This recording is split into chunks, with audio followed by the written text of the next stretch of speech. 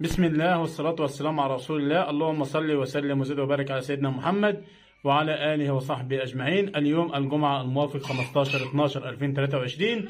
زي ما عودناكم كل يوم بفيديو عن الأسعار في السوق المصري، والفيديو ده خصصناه إلى أسعار الأرز الشعير الرفيع والعريض والأرز الأبيض الرفيع والعريض في السوق المصري. قبل ما نبدأ ونتكلم في التفاصيل، لو أنت أول مرة بتشوفني هيظهر لك كلمة اشتراك بالعربي تحت، اضغط عليها وفعل زر الجرس عشان يوصلك إشعار على تليفونك المحمول وقت تحميل الفيديو، وتتابع السوق أول بأول وتعرف السوق ماشي إزاي. وما تنساش تدعمنا بلايك على الفيديو وتعمل المشاركة دي عشان يوصل لغيرك والكل يستفيد ويعرف السوق ماشي إزاي. هنخش في الأسعار عشان ما أطولش على حضراتكم. بالنسبة للسوق النهاردة، بداية تحسين بسيط في سوق الأرز اليوم.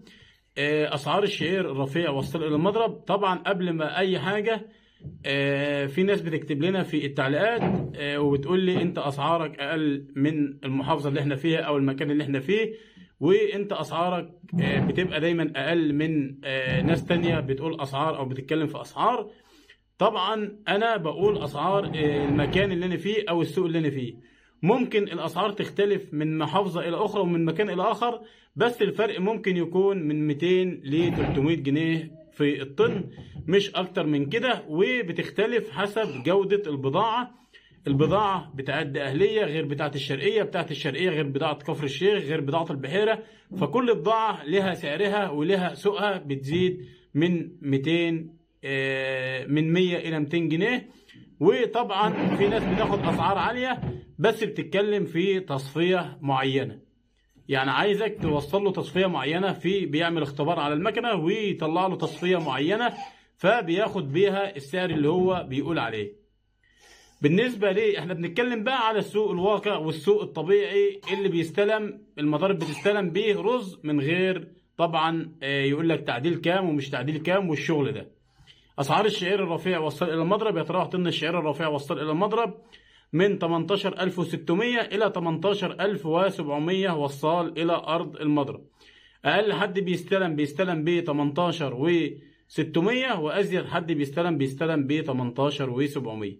وفيه بعض الناس لسه، عشان برضو نكون واضحين، بعض الناس لسه بتستلم ب 18500. بالنسبة لأسعار الشعير العريض وصل إلى المضرب، يتراوح طن الشعير العريض وصل إلى المضرب من 19100 إلى 19200. ممكن الأسعار تختلف من محافظة إلى أخرى في 200 جنيه في الطن. وبالنسبة لأسعار أرضه، أسعار أرضه بتقل 200 جنيه في الطن، اللي هم تكلفة النقل والتحميل والتعتيق ومكسب لتاجر الشعير. بالنسبة لأسعار الأبيض، أبيض رفيع يكسب من 8 ل 10%، بضاعة زيت وبخار وسيروتكس، بضاعة أعلى جودة. يتراوح سعر الطن من 27800 إلى 28000، بتختلف حسب تصفية البضاعة وحسب جودة البضاعة. أما بالنسبة لأسعار الأبيض العريض، أبيض عريض كسر من 8 ل 10%، بضاعة زيت وبخار وسيروتكس، بضاعة أعلى جودة. يتراوح سعر الطن من 28600 وبتوصل 29000 البضاعة العالية اللي هي مواصفات خاصة، بتبقى 5% أو 3% كسر. أما بالنسبة لأسعار المخلفات، أسعار المخلفات اليوم السرسة المطحونة 2000 جنيه، سعر الكونة من 11600 إلى 11800 من أرض المضرب، سعر الكسر من 15000 إلى 15200 من أرض المضرب.